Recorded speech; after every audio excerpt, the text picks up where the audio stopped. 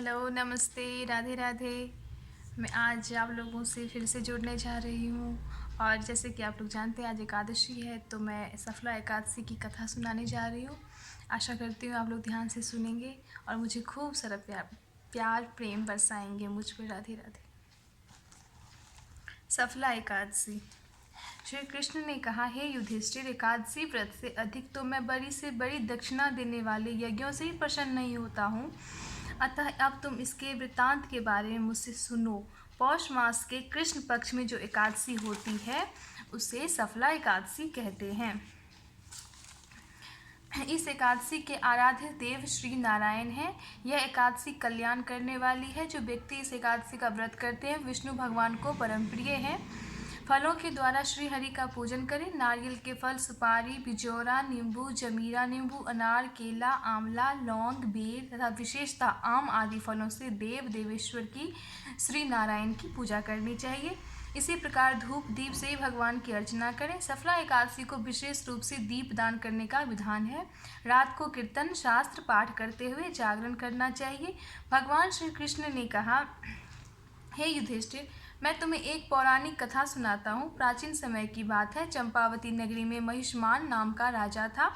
उसके 4 पुत्र थे। उसका ज्येष्ठ पुत्र लुम्पक, अत्यंत लंपट, पापी और कुत्सित विचारों वाला था। वह सदैव ही परस्त्रीगामी कुकर्मों में और वेश्याओं में आसक्त रहता था। वह हमेशा पिता के धन का अपव्यय करता था। वह ब्राह्मण, सत्पुरुष एवं वैष्णवों और देवताओं की हमेशा निंदा करता था। राज्य में प्रजा को दुखी करता था। उसके कुकर्मों से सभी बहुत दुखी थे। जब लोगों ने राजा से शिकायत की तब राजा को अपने पुत्र के कुकर्मों का पता चला। उसने लुम्पक को अपने राज्य से निकाल दिया। राजा के भय से लुम्पक के समस्त संबंधियों ने उससे नाता तोड़ लिया। हताश लुम्पक चिंतित हो सोचने लगा कि अब मैं क्या करूं, कहाँ रहूं, कैसे जीवन यापन करूं, क्योंकि पिता और भाइयों ने उसे त्याग दिया था। अंत में बहुत विचार करके दिन में वह नगर से बाहर वन वन भटकता, पशु पक्षी मारकर खाता था। रात्रि होने पर वह नगरी में आ जाता और चोरी तथा अन्य दुष्कर्म करता रहता था। नगर वासियों को अनेक प्रकार के कष्ट देता और उनसे मारपीट भी करता था। परंतु जब वह राज्य के सिपाहियों द्वारा पकड़ लिया जाता तब अपने को राजा महिष्मान का पुत्र बताता, तो राजा के भय के कारण वे उसे छोड़ देते थे। कभी कभी प्रभु की कृपा अनजाने में भी हो जाती है। लुम्पक के साथ भी यही हुआ। जहाँ पर वह दिन में रहता था उस जंगल में एक पुराना पीपल का वृक्ष था। वहीं पर उस वृक्ष के नीचे वह महापापी लुम्पक रहता था।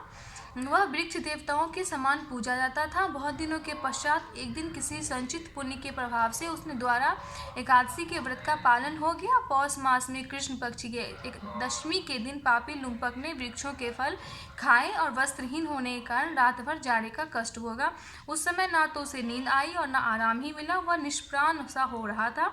सूर्योदय होने पर सफला एकादशी के दिन भी लुम्पक बेहोश पड़ा था। दोपहर होने पर उसे चेतना आई। तब वह इधर उधर दृष्टि डालकर आसन से उठा और लंगड़े की भांति बार बार लड़खड़ाता हुआ वन में गया। वह भूख से दुर्बल और पीड़ित हो रहा था। दुर्बलतावश वह पशु पक्षियों को भी न मार सका। इसलिए उसने जमीन पर पड़े हुए फलों को एकत्रित किया और उसी पीपल के वृक्ष के नीचे आ गया। तब तक सूर्यास्त भी हो गया था। उसके बाद उसने फलों का उस पवित्र पीपल के वृक्ष के नीचे भूमि पर रख दिया। पीड़ा के कारण उसको फल भी अच्छे नहीं लग रहे थे। शरीर के कष्ट और निराशा ने उसे ईश्वर का ध्यान दिलाया। वह दुखी मन से बोला, हे प्रभु, इन फलों से लक्ष्मीपति भगवान विष्णु प्रसन्न हो। भगवान, ये सब फल आपके ही अर्पण है, आप इन्हें ग्रहण कीजिए। इस द्वारा रात भर कष्ट के कारण सो नहीं सका और जागरण करता रहा। रात्रि जागरण और प्रभु को फल अर्पण करने से अनायास ही उसने सफला एकादशी के व्रत का पालन हो गया। व्रत के प्रभाव से भगवान विष्णु अत्यंत प्रसन्न हुए। उन्होंने उसके समस्त पाप दूर कर दिए। दूसरे दिन प्रातः वह एक सुंदर घोड़े और वस्त्र आदि से सुसज्जित रथ आया और ठीक उसी समय सहसा आकाशवाणी हुई, हे राजपुत्र, प्रभु श्री नारायण की कृपा से तेरे सारे पाप नष्ट हो गए हैं। अब तुम अपने पिताश्री के पास जाकर अपना राज्य प्राप्त करो। लुम्पक अत्यंत प्रसन्न हुआ और बोला, हे प्रभु, आपकी जय हो।